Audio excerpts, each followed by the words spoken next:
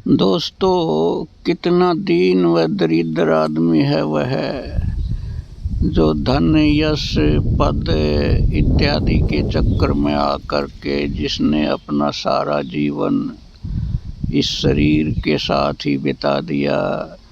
शरीर के पार कुछ सत्ता है, शरीर के पार कुछ दिव्यता है, शरीर के पार कोई ऐसा तत्व है जो जिसमें कोई परिवर्तन नहीं, जो शाश्वत है, जो अजन्मा है, जो जन्म मृत्यु के पार है। तो ऐसे तत्व की अनुभूति के बिना जो जीवन गुजार देता है और मौत आती है, तो उससे बड़ा कोई निर्धन आदमी इस पृथ्वी पर नहीं है। असली धन, असली जो भीतर जो बादशाहत का अनुभव तो तब होता है जब आप इस शरीर चेतना से हट करके जो गॉड कॉन्शियसनेस है उसकी झलक पा लेते हैं। तब जानो कि आप बादशाह हुए, आपकी गरीबी मिटी। ये जो आंतरिक दरिद्रता के शिकार है, बाहर से कोई कितना ही धन बटोर ले, लेकिन आंतरिक जो भीतर जो भिखारी बैठा है वो कभी भिखारी, उसका भिक्षा पात्र कभी नहीं भरता।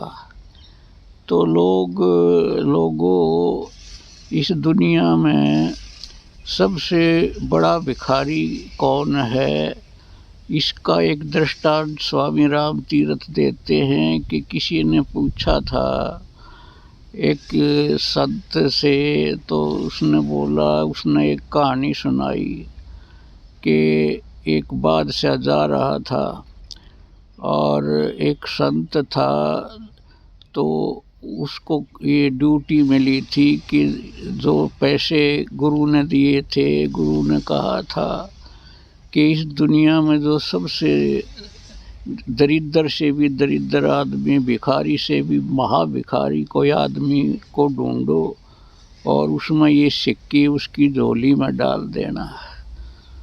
तो उस व्यक्ति सारी दुनिया में घूमता फिरा उस दीन दरिद्र की तलाश में। तो अंत में उसने देखा कि एक बादशाह हाथी के ऊपर सवार होके अपने फौज फाटे के साथ चला जा रहा है। तो उसने वो सिक्के उस